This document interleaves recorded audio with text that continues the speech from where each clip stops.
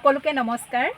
আজি মই আহিছোঁ আমাৰ তপস্যা মণ্ডল পৰ্যায় সংগঠনৰ অন্তৰ্গত তিলোচন গ্ৰাম্য সংগঠনৰ দলপা গাঁৱত থকা শেৱালী আত্মসহায়ক গোটলে আৰু এই গোটটিৰ বাইদেউসকলৰ সদস্যসকলৰ কেইবাগৰাকীও সদস্যা যিহেতু কিচেন গাৰ্ডেন কৰি আছে, তেওঁলোকে ক্ৰপ কেলেণ্ডাৰ অনুসৰি বছৰৰ ঋতু অনুসৰি প্ৰায়বিলাক শাক পাচলিৰ খেতিয়ে কৰে। আপোনালোককো দেখুৱাওঁ কি কিনো লৈছোঁ ভিডিঅ'টিৰ জৰিয়তে। আহক আমি ভিডিঅ'টো আগলৈ আগবঢ়াই নিওঁ।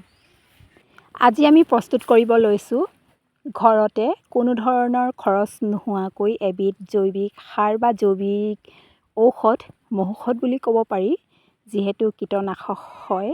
এয়া নিমপাত লৈ লৈছোঁ।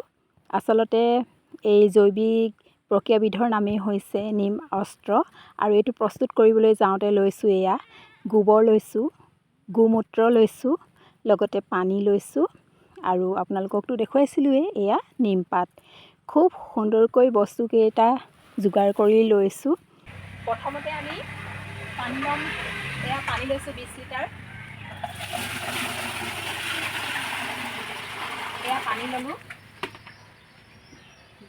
তাৰ পাছতে ল'লোঁ গৰুমূত্ৰ, ল'লোঁ 10 লিটাৰ।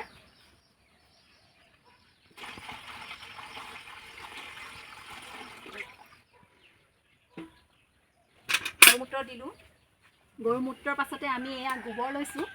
গোবৰ আছে প্ৰায় 20 কেজি ল'ব লাগে, কিন্তু অকণমান কম হৈছে, অলপ পিছতে আকৌ দিয়া হ'ব। এয়া গৰু গোবৰ লৈছোঁ 20 কেজি।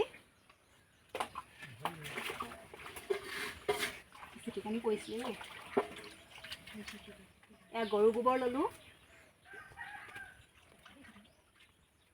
বাইদেউ সেই মাৰিডাল আনক। গৰু গোবৰ ল'লোঁ। আৰু এয়া আছে নিমপাত। আমি থাল ঠেঙনিৰ পৰা এৰুৱাই নিমপাতখিনি খুব সুন্দৰকৈ লৈছোঁ। বাইদেউ ধৰকচোন। এয়া নিমপাত আছিলে 10 কেজি। এতিয়া এইখিনি সুন্দৰকৈ মই হাতেৰে মিলাই দিছোঁ। প্ৰথমতে হাতেৰে মিলাই দিছোঁ, যিহেতু বাচনটোৰ মুখখন বহল। যদি ড্ৰামত হয় তেতিয়া পানীৰে লৰাই থাকিব লাগিব। এইটো অকণমান পৰিমাণটো আমি কম পৰিমাণত কৰিছোঁ, আৰু নিজৰ নিজৰ ঘৰতে ব্যৱহাৰ কৰিব পৰাকৈ কৰিছোঁ যিহেতু, সেইকাৰণে মই অলপমান হাতেৰে লৰাই দিলোঁ। তাৰপিছতে এতিয়া আপোনালোকে মাৰিৰে লৰাই দিয়ক। মাৰিৰে ভালকৈ লৰাই দিয়ক। আৰু এই পাত্ৰটোত যিহেতু মুকলিমূৰীয়াকৈ থাকিব, আপোনালোকে এনেকৈ বস্তা এটা দি ঢাকন কৰিও ৰাখিব পাৰিব। আৰু 4 দিনমান আপোনালোকে পুৱা গধূলি মানে লৰাই থাকিব লাগিব। ৰাতিপুৱা লৰাব লাগিব, দিনতো লৰাব লাগিব, আৰু সন্ধিয়া পৰতো লৰাই দিব লাগিব। এনেদৰে 4 দিনমান একেলেঠাৰিৰে লৰোৱাৰ পাছত ই একদম ধুনীয়াকৈ মানে ৰস ওলাব, গোটেইখিনি সংমিশ্ৰণ হৈ যাব। হোৱাৰ পাছতে এইখিনি আপোনালোকে নেটত বা ডাঙৰ চাকনিত চেকি লৈ আপোনালোকৰ যি শাক পাচলিৰ বাৰী পাতিছে সেই বাৰীবিলাকত কীটনাশক হিচাপে স্প্ৰে' কৰিব পাৰিব। আপোনালোকৰ শাকনিত যিবিলাক শাক পাচলি ৰোপণ কৰিছে সেইবিলাকত আপোনালোকৰ পোক পৰুৱা নিয়ন্ত্ৰণত সহায় হ'ব, আৰু মানে গুৰিটো চাফা হৈ থাকিব। সেইকাৰণে এইটো নিমাস্ত্ৰ বুলি কয়। আপোনালোকে প্ৰতি ঘৰে ঘৰে আকৌ প্ৰস্তুত কৰি ল'ব। ধুনীয়াকৈ লৰাব লাগিব দেই। একেবাৰে সকলোবিলাক মিলি যাব লাগিব। পানী, গৰুমূত্ৰ, গৰু গোবৰ আৰু নিমপাত সকলোবিলাক মিলি হ'ব নিমাস্ত্ৰ। আৰু এইখিনি 4 দিনৰ পাছত আপোনালোকে চেকি লৈ সুন্দৰকৈ আপোনালোকৰ শাকনি বাৰীত স্প্ৰে' কৰিব পাৰিব।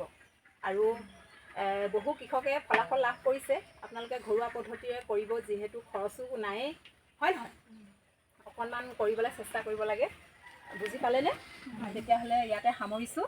সকলোকে ধন্যবাদ জনালোঁ।